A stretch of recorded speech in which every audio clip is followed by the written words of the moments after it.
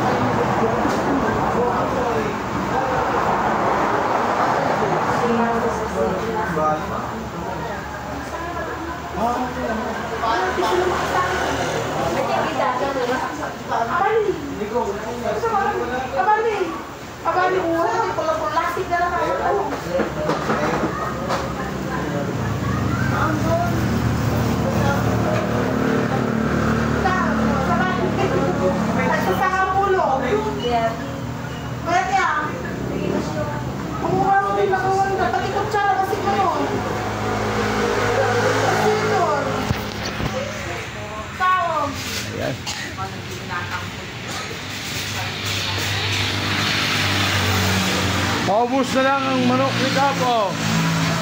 Malinam na ang manok ni Kap. Masarap. Kumain ako ng isang araw ng lechon mo. Oo. Ay, alam. Butin lang. Ayan, sexy mo na. Ayan na. At ulit, lechonan to, lechonan dito sa Diversion. Magkatabi lang kami ni Kap. Ayan. Kay Kap to lahat. Dalawa na lang, paibos. Paibos na lang, paibos. Ayan. Nakasagasa doon kagabi, ambulansya. Talaga, kilala mo yun kuya? Hindi. Mawawa naman ganun, no? Sino ba yung tao na yun? Yung nabangga niya? Taga dyan daw sa Binay yun? Taga Binay. Yung nangyari kagabi yun? Kagabi. Bumili na sa kapila yun eh. Sa tindahan namin. Nagbumili ng gulay. Pagtawid, sobrang tulin daw nung ambulansya. Pero wala namang wangwang. Ako kasi nangyari din sa akin yan.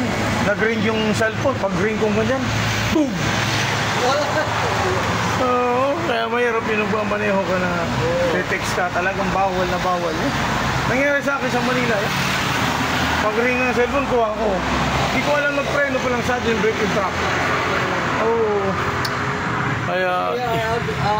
isang kilat na po. Ay, nagkitang... Mabuti, kumpanya kami. Walang babayaran, kumpanya. Usap lang kayong dalawa. Yun lang yung abala mo. Punta kayong munisipyo, paliwanag kayo, gawa kayong statement, ha? Yan na, pauwihan na lahat ng truck. Kaya sila ko yan, papaubusan lang, oh.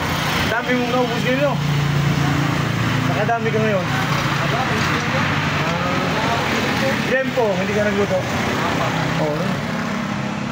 Kasi may alangayin ako eh. Ah. Okay, ito lang kami. Nagbablog ako, kuya. Vlogger ako. Kumakanta ako sa YouTube.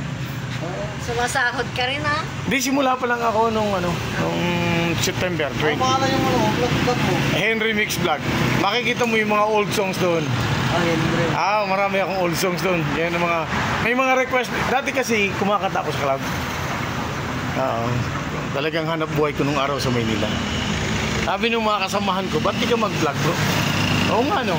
Try ko nga. Kaya yung nagtabak din, kaya lang.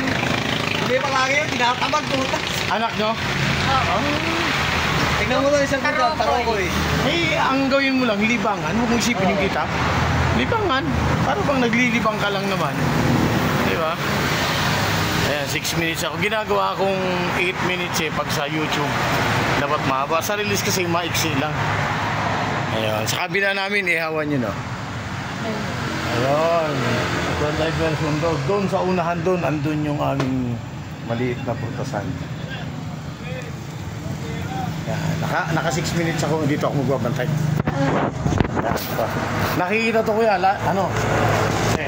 Ayun, ano kuya? Yan. At ipopost natin. Alam na yung manok mo. Ayan, masarap ang manok ni kuya. Malinam na. Masarap kumain ako ng lechon isang araw. Pagbili ni Baby.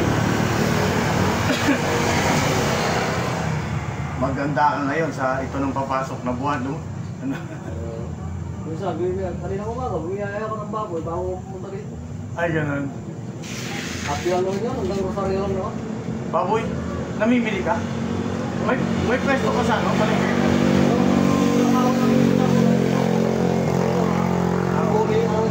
Ayos.